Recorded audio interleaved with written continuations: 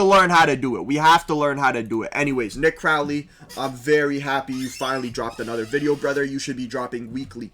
Okay, I don't know why you do this. Just go buy a team. Go buy a team. Drop videos weekly. I promise you, your 2.9, your almost 3 mil subs are gonna skyrocket, and you will end up being at 5 mil. Okay, anyways, Mysteries of the Internet Volume 1. Okay, chat, grab your popcorn, grab your drinks. We're here. Flash warning. Oh, fuck me. I might throw up during the flash warning. Girl at the door. Alright, fuck the chat. I'm already getting scared, man. A Ring doorbell begins recording as a young girl approaches a home in the Harriet Creek Ranch neighborhood of Texas.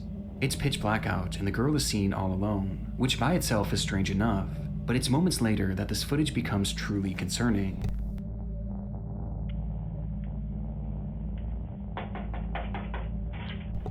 Oh, fuck. Is someone gonna come get her?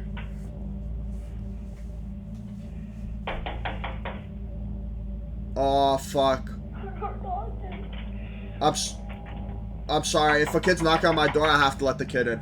Please help. See, like, you know, she's screaming for help, looking behind her. She was begging for help, pounding her hand against the door, all the while. Look, the reason being why you let the kid in, even though the kid could be a bait to, like, a robbery, right? You open the door for the kid, man's come in, right? At the end of the day, the kid's not gonna hurt me, right? The kid's not gonna hurt me. It's like Chucky, right? If you think about the horror movie Chucky, when Chucky's sprinting at you, right, with his little, you know, like a crackhead, right? You can literally just kick the bastard, right? Just kick the bastard. He's not going to do anything. He might, just don't let him jump and grab your leg. You know, you get stabbed ASAP. But, like, if he's running at me, the way how I'm footy kicking that bitch across the room is crazy to me. Anyways, that's the same thing necessarily with the kid. You know, if the kid tries to run at me, tries to stab me, you're getting kicked, you know? Like, this is Sparta style, like, right in the dome, right? I'm sorry, do not threaten me. Continuously turning her head around, as if she was expecting someone to come up behind her. The footage then comes to an abrupt end. Fuck, this is scary, man. Oh my god, what the fuck is this? Only to start again seconds later. But this entire time, no one answers that door. The wait was just too unbearable for the child, as she then took off.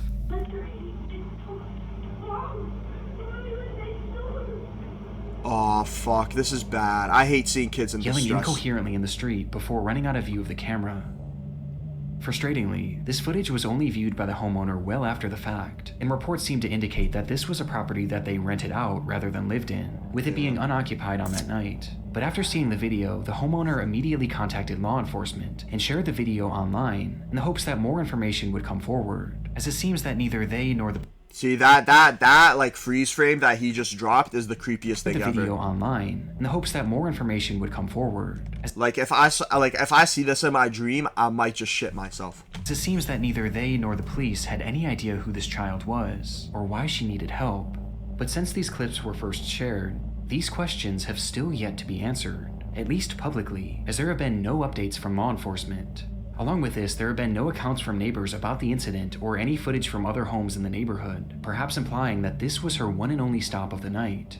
It's like after this footage, this girl dropped off the face of the earth, with this entire situation being a mystery to this day, leaving us with only theories.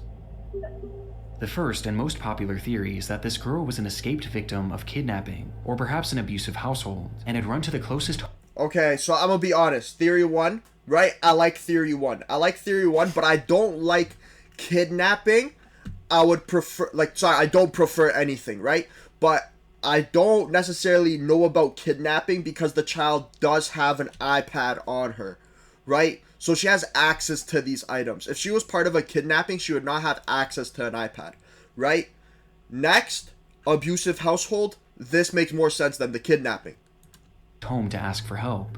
We've seen situations like this many times before, Who the with fuck the most is this? popular example at the moment being the case of Ruby Frankie, whose son escaped their house and ran to their neighbor for help. Oh my god. I saw this. Yo, chat, Ruby Frankie's story is fucked up. You guys have to watch it. We already watched it on stream. You guys have to see it. Wondering if you could do 2 favors, taking me to the nearest police station. Well, actually, just one's fine. This certainly falls in line with this girl's behavior, as she was clearly scared about someone or something following her, hence why she kept looking back. And given that there have been no updates to this case, and that seemingly no one else saw her that night, it would indicate that whoever she was running from had recaptured her shortly after.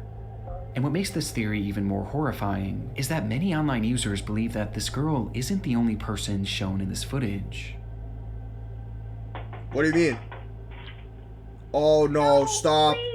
As Stop. in the background, some can see what appears to be movement behind the bush, and potentially even a figure.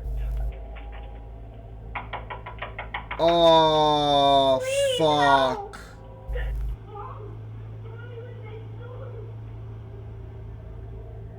And this just so happens to be the direction that this girl is looking in every time she turns back, almost like she knew someone was hiding there.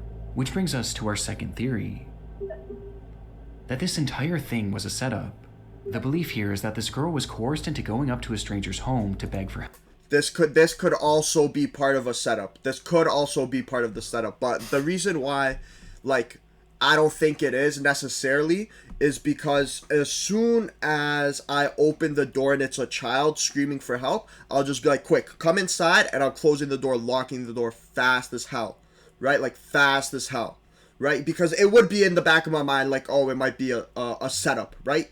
But it's a child screaming for help. So I'm opening the door, letting the kid in. The kid can explain its issues to me, right? And I'll call the police, right? But if it's a fucking robbery, I swear to God, the kid's sitting down, right? I'm locking the door. That bastard's not coming inside the house, right? 911 is getting called, and then, you know, I'll give the kid to the police, you know? Help, so that when this unsuspecting homeowner would open their door, those people who made the girl do this would then rush into the home and rob the person. This could explain why she was looking at that bush so frequently, as that's where this person or these persons would have been hiding, and she was looking to them for guidance, perhaps unprepared for the homeowner not to open their door. Both of these theories are disturbing in their own right, Hella and both disturbing. clearly indicate that this girl is in need of help, regardless of what the situation is. But still, there's been no confirmation as to what ever happened to this child, even despite the public interest. One of the biggest talking points online came from some theorizing that this girl might be Serenity Denard, a then 9-year-old girl who had gone missing in February of 2019 from a children's facility. Oh my God, that makes perfect sense. Because I was just about to ask, why did no one report her missing? Why did no one report her missing? You know? Like, if this girl was actually in distress or needed help, we would have reports of a girl missing. We would have, you know, some type of footage, right? But this might, this is my main theory, right? Is she was like, well, not kidnapped, but like taken or some shit, right? But anyways, like this makes sense if she was the missing girl. Facility in South Dakota, who looked eerily similar to the child shown in this video. Oh fuck, this is sad. But in my research, I hate was this able stuff. to find a Facebook post from one of Serenity's mothers, who shared that they were in fact aware of the video, and that they had actually contacted law enforcement about it. And in her post, she claims that investigators told her that the girl had been identified at some point, and that she had lived in that neighborhood, with there being no further elaboration as to why she was asking for help. Police were on the payroll. Police were on the payroll of the criminals because they did not ID that fucking girl. Okay? I want that girl to come and speak to me, be like, sorry, I was joking, ah ha ha. You know? Like, nah, man, nah. Like, I need proof. Like, this ain't okay. You can't just drop this type of video, right? And expect me to be okay with this. This is quite literally one of the only updates I was able to find, but unfortunately it was one that I wasn't able to confirm, and it also fails to explain what exactly happened to this girl, leaving this footage and this entire scenario as one of the many don't drop this photo. I mysteries hate of the this. I internet. hate this fucking freeze frame. Fuck. See, chat? No, I hate anything to do with kids and like distress, man. Throughout my It's the time here on saddest YouTube, thing. I've stumbled across some of the most frightening things on the internet, but one of the discoveries that scared me the most was my own personal information, just out there in the open. He got me, chat. He got me. He got me. He got me. He got me. He got me. I thought he was about to do a cutscene. He got me with the ad. He got. Back to Nick Crowley. I love being an advocate. Bang. I feel like a professor now. Alright, we back. It started with a police chase. A police An chase. officer parked alongside a highway in North Amsterdam had witnessed a black Mercedes speeding down the road and was now desperately trying to keep up with it. But the effort was to no avail, as the Mercedes would soon disappear from the officer's view. And when it would come back into view minutes later, it wasn't moving. It was instead left abandoned on the side of the road, the driver's side door hanging wide open, and the driver himself being nowhere to be seen, leaving that officer alone with the suspect's car, but no suspect. However, the vehicle hadn't been left entirely empty, as in the driver's rush to flee the scene, he had accidentally left his cell phone behind, and so the contents of this phone would be searched, which quickly led to the discovery of this driver's identity. Oh But shit. for investigators, there was a far more pressing finding on that device. A finding in the form of a minute-long video stored on the man's camera roll that indicated that this driver may have been involved in a crime far worse than just speeding. Oh fuck. This is the video? The footage was taken inside a different vehicle and showed an unseen driver holding up his cell phone alongside another man in the passenger seat. The camera was focused on a car in front of them, with both men seeming intent on catching up with it, as in the moments before this recording started, something had happened between them, which the men inside this car felt they had to get revenge for. Voor ons net hebben brutaliteit met ons gemaakt. Deze mannen voor ons hebben net de brutaliteit. Run, maat, ze gaan hier, run! Wait, I didn't read that. I'm a slow reader. Before us, they just made a brutally with us. What the fuck does that mean? These men before us have committed an act of brutality. Voor ons hebben net de brutaliteit. Run, maat, ze gaan hier, run! They referred to Brutality. this unseen incident as an act of brutality by a group of men in this other vehicle, and by the looks of it, it's likely that this car had simply cut them off, as there was a freshly closed lane in the stretch of road at the time, which created an unexpected merge. And this is most likely what this group inside this separate car thought too, as they were showing no signs of road rage, and were instead just casually driving with the flow of traffic. However, it's clear that the men behind the camera felt differently, as in their minds, what this other driver had done to them was so awful that it was worthy of only one punishment: death. Death! We're gonna have to shoot their car, they have to pay, right? Oh my god. For cutting you off? Bitch, move. They're not going to block us because we're going to get them. They just did something brutal to us.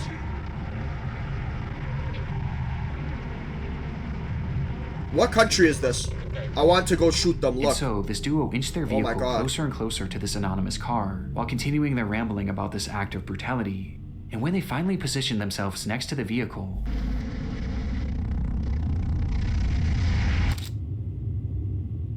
the man in the passenger seat brandished a pistol and pointed it directly at the It looks like a driver of this revolver. vehicle. The footage from here is incredibly shaky, and the window had been rolled down, causing the audio to peak and become distorted and indecipherable.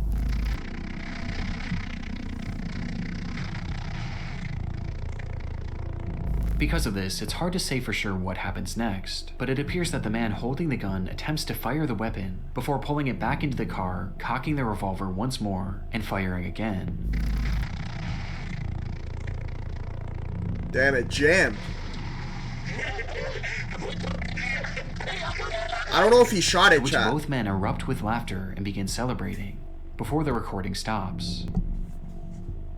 Based on the footage, it's unclear what happened to the driver of this vehicle or the other occupants, and finding this information became priority one for law enforcement. Listen, I didn't hear no In their gunshot. research, they determined that this video was shot on May 12, 2014, at around 9:40 p.m., one full month before they had stumbled upon it, and it had been taken on the A1 highway near entrance 2101.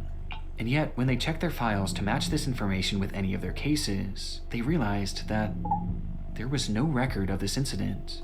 This crime had never so much as been reported. Okay, look, so if the crime was never reported, my speculation is, because I didn't hear like a bang in the video, if you know what I mean, right? I didn't hear like a bang, right? A, they knew each other, right? This is like some gang affiliated activity. They shot the car. Obviously, they can't tell police about it, right? Yada, yada. We're here. Next option is the gun actually didn't shoot, right? It jammed on him, right? The people in this vehicle didn't think it was important enough to actually go and press charges because obviously the guy just kind of flashed the gun, right? And option B, passenger died, they stole the car, nothing was reported, done. Despite it seeming to depict a shooting in the middle of a busy highway. To make matters more confusing, police were able to track down the men who took this video and carried out the actual attack. Damn. And yet neither of them claimed to know what happened to the people that they shot at, and both refused to elaborate any further, leaving investigators in a strange position. They had undeniable proof of a crime, one that at the very least was attempted murder, and they also had their suspects. They just didn't have any victims. And so they studied the footage even more, which is when they made a disturbing revelation about these victims. Throughout the video, the perpetrators refer to the people within this car as a group of men. And while the footage we have today has the occupants' faces blurred, they were able to conclude that the driver was in fact a man. However, they discovered that the passenger next to him is clearly a woman wearing a headscarf.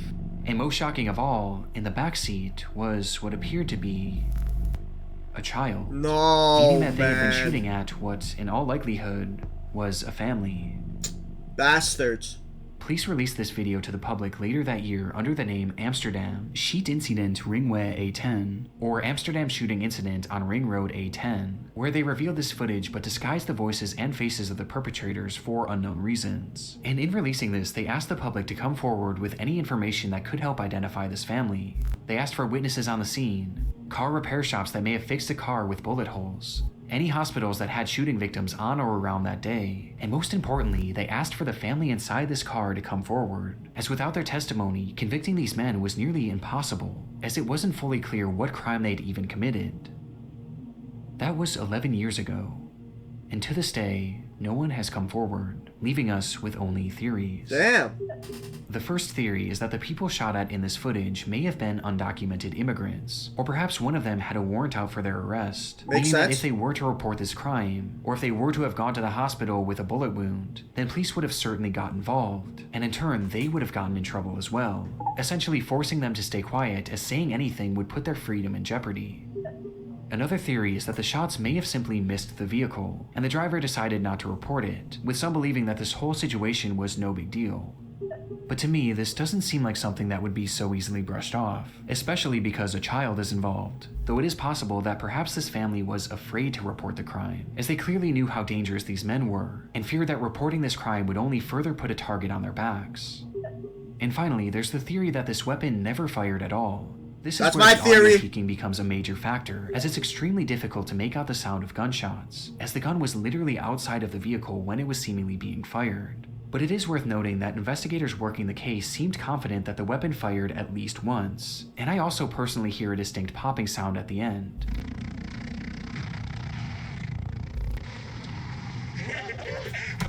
That's not a fucking gunshot, brother. Right? I would tell you right now, a revolver would make like a distincter pop, like a boom, right? My car fucking makes that sound, right? Because it's old and beat up, and it smells like gasoline. It doesn't mean I have a gun and I'm shooting at random people. Obviously, the people inside this car right now, right, are a bunch of pieces of shit. I'm gonna be very honest. They're a bunch of assholes, right? But my car makes that fucking noise when I'm driving. You know, what if he hit a fucking pothole, right? Like, I actually don't think the gun was actually fired. That's my theory. But it's hard to say for sure.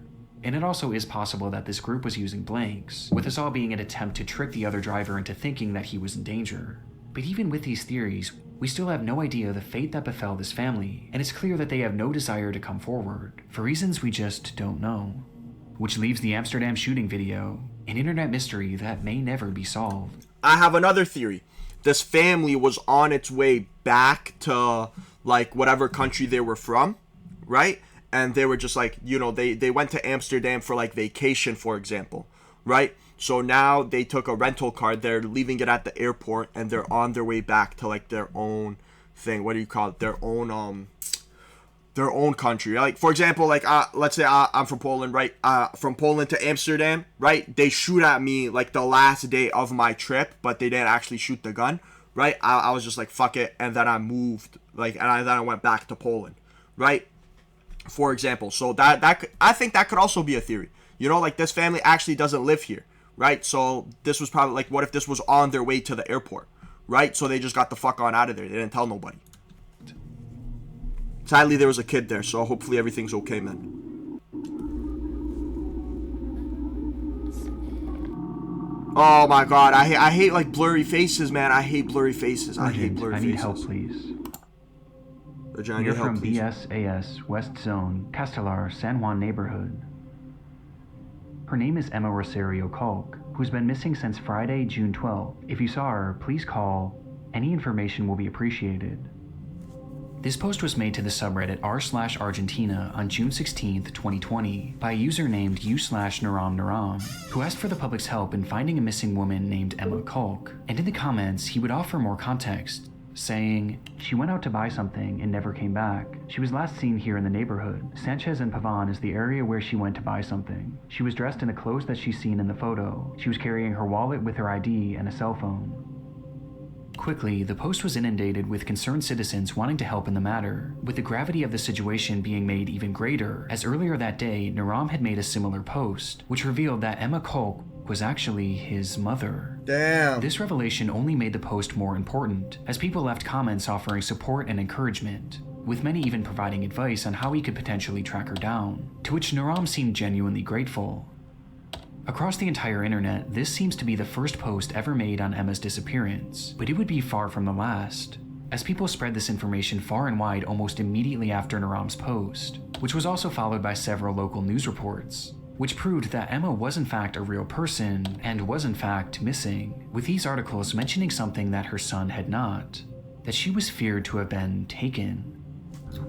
The only thing... Listen, chat, I'm gonna be so honest. I feel like if anything ever happened to my parents, right, or to people who might be watching this, that if anything ever happened to y'all parents, man, I'm greatly sorry, right? Because I hate it when stuff like involves family.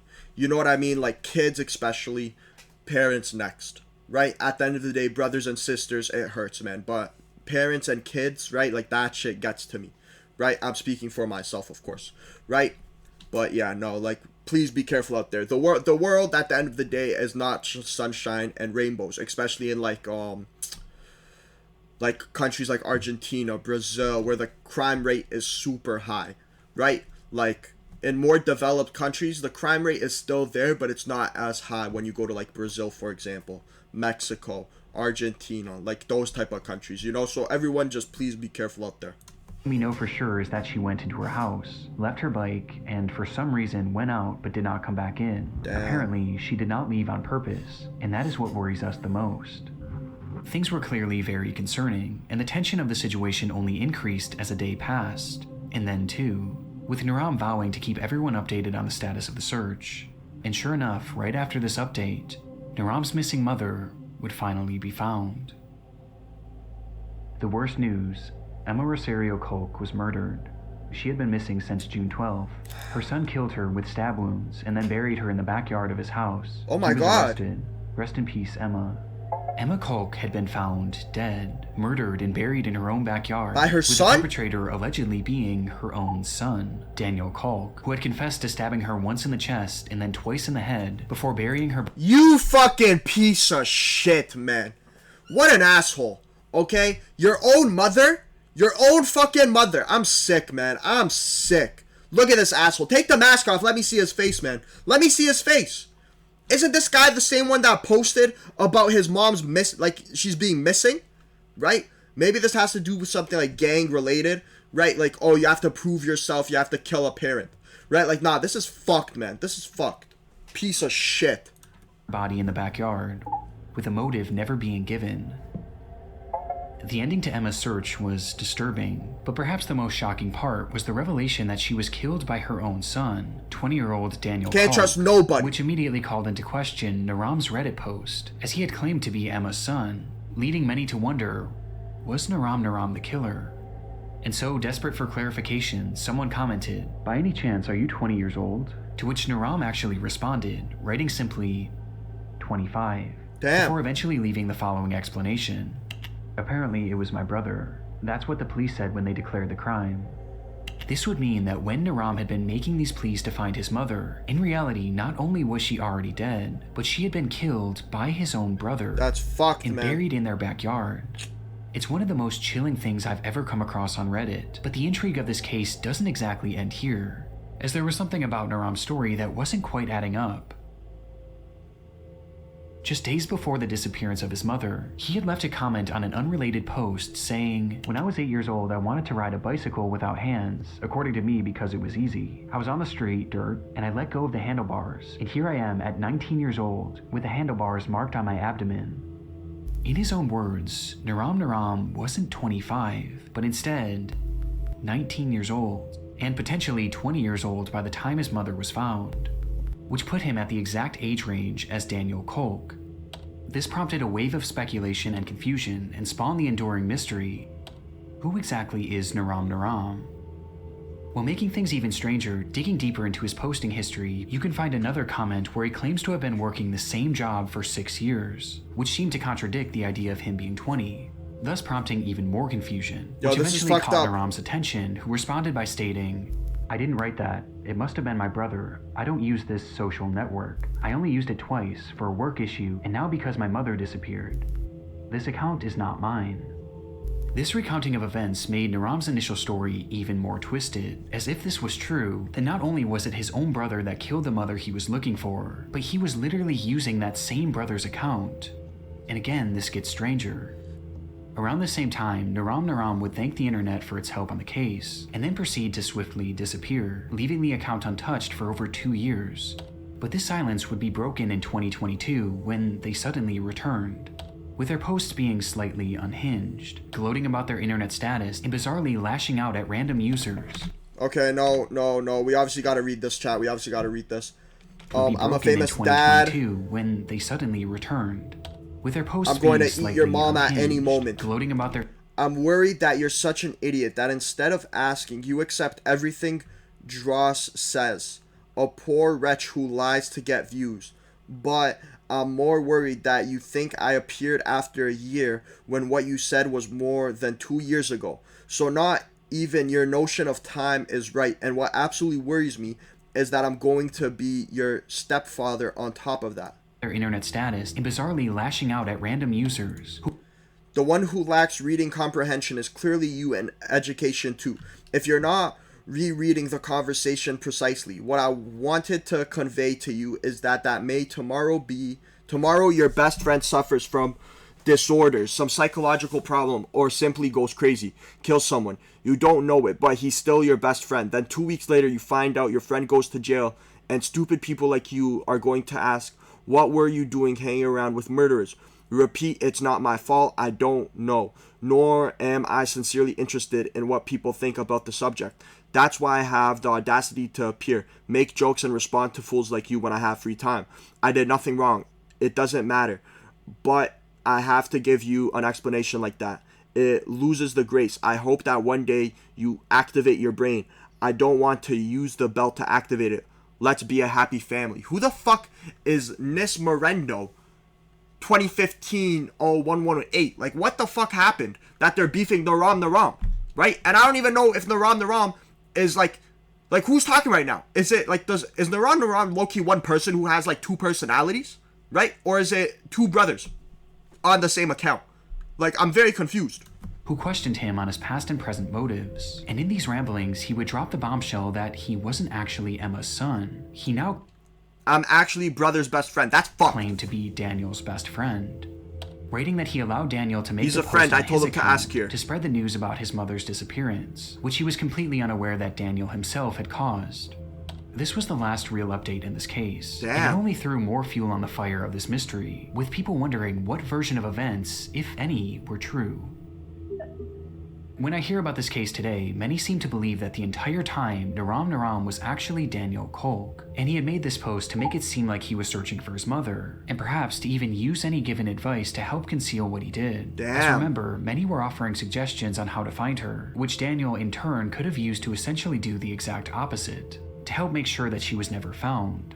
This is tricky because the account posted briefly after Daniel was supposedly arrested. However, the status of this case is entirely unknown to this day, as there have been no updates as to whether or not Daniel was actually charged, with some choosing to believe that this was him the entire time, and perhaps he was even held in prison for a few years before being released, thus explaining his 2-year absence.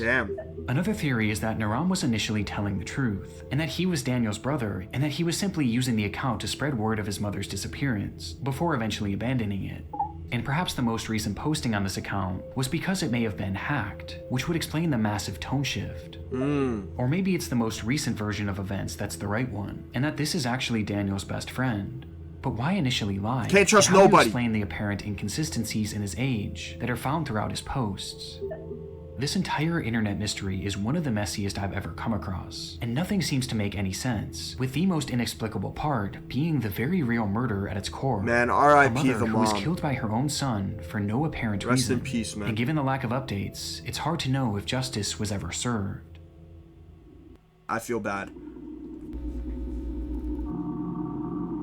Angeline Pete's final Facebook post. It took Fuck several me. months for Angeline Pete's family to report her as missing. She had a long history of leaving home for extended periods of time, running off to join the circus and hitchhiking rides all across the Vancouver area, She was a before drifter. eventually returning home to her normal life. But this time it felt different. None of her friends or family had heard from her since May of 2011, and it was now nearing the end of summer. This was especially odd considering that Angeline was known to be constantly texting, as well as updating her Facebook profile, with that profile now sitting completely dormant. But within that page filled with your typical selfies and normal life updates, there was one post that stood out, the final post she ever made. Oh shit, what happened here? This photo was posted without Bloody context mouth? on May 20th, 2011, a day that just so happened to be the very last time that the vast majority of Angeline's friends and family members had heard from her. What if this And ain't when her looking hand? into the context of this image, her disappearance only becomes more concerning. That night, Angeline had been drinking with her fiancé Robert Calden in downtown Vancouver, and while the two were waiting to catch a ferry back home, something had sparked an argument, which eventually led to a full-on physical altercation. This fight caused such a stir that eventually police would arrive on the scene, where they noted that Angeline's lip had been busted, leading to them placing Robert under arrest. Though in the end, no charges would ever be filed, as Angeline refused to give officers a statement and instead insisted on just going home, which led to the whole thing seemingly being dropped. It was directly after this that Angeline would post this photo to her Facebook account without any sort of context, before proceeding to disappear into thin air. Her motivation for doing this isn't 100% known, but one could assume that she was trying to make a record of this attack, perhaps in case something were to happen to her. The timing of this is more than a little suspicious and paints a horrifying picture of the potential fate of Angeline. That she had been murdered by Robert Calden as a result of their fight on the 20th of May. It's a case that seems as straightforward as it is disturbing, but that's only on the surface, as there was another factor at play here, as when the police stopped this couple from fighting on that fateful night, Robert wasn't the only one facing jail time. Angeline was no stranger to abuse. She had a long history of it herself, with her ex-boyfriend claiming to have suffered dozens of black eyes throughout their relationship, which had ended years prior. This violent behavior often stemmed from her trouble with alcohol, and Robert was clearly one and the same, with the two forming an extremely toxic relationship that often ended in one or both of them getting hurt. It was all too normalized for the pair, which was highlighted by one of Angeline's final texts, where she wrote, "Gee, my lip hurts. I hate him so much that I love him." Now, I do want to make it clear that this isn't... Okay, I'm gonna be honest, right? Like, I learned about something like this in psychology, right? I believe it's called Stockholm Syndrome, okay? The reason why lots of women or men, right, go back to an abusive relationship because they have Stockholm Syndrome. I don't necessarily know what causes it. So if someone in the YouTube comments, right, could let me know, because the Twitch chat is a bunch of retards. Sorry guys. But look, like, I'm gonna put it this way. They have Stockholm Syndrome, which is the reason why they keep going back and forth, right? I'm not too sure what it causes it, because I dropped out once again. I don't know if it's more like, she feels safer or what, or, you know, like if it's just some reaction in the brain, right? But I know it's just called Stockholm Syndrome, and I don't know why women do this. I have to read about it. But this is just fucked up in general, man. If you're in an abusive relationship, just try to leave. And if you can't leave, try to find some help. If you can't find some help, okay, and everything's like exhausted, right? Just know there's always a way out. So I wish the absolute best for you. no way meant to come across as victim blaming, but this is vital information for this case, as Angeline's history with violence had landed her in prison numerous times, most recently in 2009 when she was arrested for getting into a massive bar fight. This arrest in particular is noteworthy, as it carried with it multiple conditions. One of which was that Angeline was given a 9 p.m. curfew, and the other was that she was not allowed to drink, with both of these conditions being broken on the night of May 20th, when police intervened in her and Robert's fight. This meant that Angeline was now likely going to be reincarcerated, and sure enough, that same night, officers arrived at her home to question her on the matter, but she failed to answer the door, which led to a warrant being made for her arrest 5 days later on May 25th. That day, a squad car pulled up to Angeline's apartment to bring her into custody, but when police entered the home, they would only find Robert, who just so happened to be on the phone with her. And officers claimed to have spoken with Angeline during that phone call, where they advised her to turn herself in, though she claimed that she was no longer in the area, and eventually hung up the phone. Damn, she This would escaped. be the last time that officers would speak to Angeline Pete, and seemingly according to Robert, she returned home and left the very next day on the 26th, and never came back. This whole revelation muddies the water in this case, and provides us with our second theory, that Angeline Pete had run away to avoid reincarceration. That's a good But theory. there's something unusual to me about this phone call with police. Now, there's hardly any information about this case online, but from all the articles that I've read, it seems that no one in Angeline's life had heard from her after this photo was taken, with the exception of Robert. And when police spoke with her, it was only over the phone. They too hadn't laid eyes on her since the night of May 20th, prompting some to wonder if Robert had arranged for some sort of decoy to make this phone call. Though, however it happened, since that phone call, there has been no activity on any of Angeline's online accounts, and she has never deposited or spent a single cent from her bank account. Damn. From that point on, she's been essentially invisible. That was 15 years ago, and today Oh, we still have no shit! concrete answers as to what happened to Angeline Pete, with some taking this as a sign that something sinister had in fact happened to her, as how can you go that long without leaving a trail, and without at least trying to come back? Especially in Angeline's case, as she was a mother. Damn. Angeline had a 7-year-old son who was by far the most important thing in her life. At the time she went missing, this child was staying with her father, Angeline's former partner, but she still played. Okay, wait a minute. So if he's 7 when she gone missing, this was 15 years later. 7 plus 15, the child's what, 22? He's a year older than me, chat. He's a year older than me, right? This is kind of crazy. I'm not even gonna hold you. This kid is 22. She disappeared off the face of the earth. Hasn't used any money. Listen, chat. As much as everyone wants to be like, money doesn't buy happiness, it does. You need money to fucking live, at least. Right? Get a place to stay, you need money. You need to pay for that with currency. Get food, you need to pay for that with currency, right? So the fact she hasn't used any money, right? 2 things in my mind. Kidnapped, right? Or like someone took her where she's now kidnapped. She doesn't need to buy shit, right? Because they feed her. Right, that's a bad case scenario. And then obviously the third is like an even worse case scenario is she's dead. Right, she got murdered, something happened to her, she's no longer alive.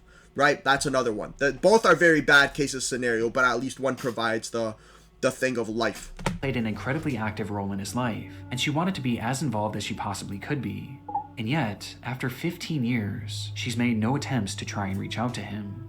Again, people have taken this as a sign that Angeline has perhaps been killed, and it isn't just Robert who they think might have done this, as some believe that she may have been killed by someone that neither they nor Angeline even knew. As I mentioned previously, Angeline had a habit of hitchhiking, and she was known to do so in a way that was overtly dangerous. And interestingly, there were some unconfirmed sightings of Angeline after she went missing, with some reportedly seeing her in Port Hardy and Grand Perrier, Damn! areas that she would have had to catch a ride to. Now again, these are totally unconfirmed sightings, but what's so chilling about this is that if she had been hitchhiking through those areas, then she likely would have found herself doing so along Highway 16, which is now known as the Highway of Tears. Without getting too deep into this stretch of road is notorious for its disproportionately high number of women who have gone missing on it, and especially Indigenous women, with Aboriginal organizations claiming that as many as 40 Indigenous women have been killed or kidnapped while on this stretch of road. And coincidentally, Angeline was an Indigenous woman herself, who may have found herself. Oh my god, no, actually both my theories might be correct. Both my theories might be correct. Hitchhiking on that very road.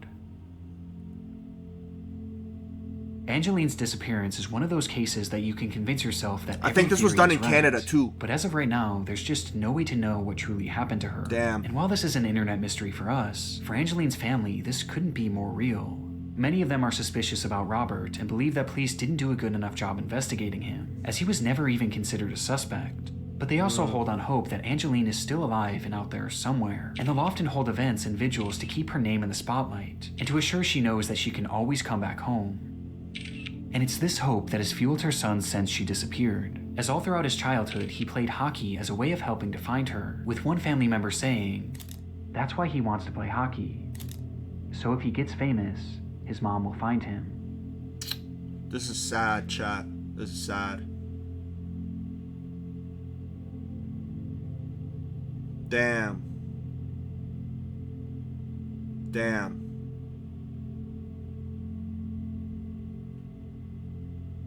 Yo, Nick Crowley, you make good videos, brother. Shout out Nick Crowley, man.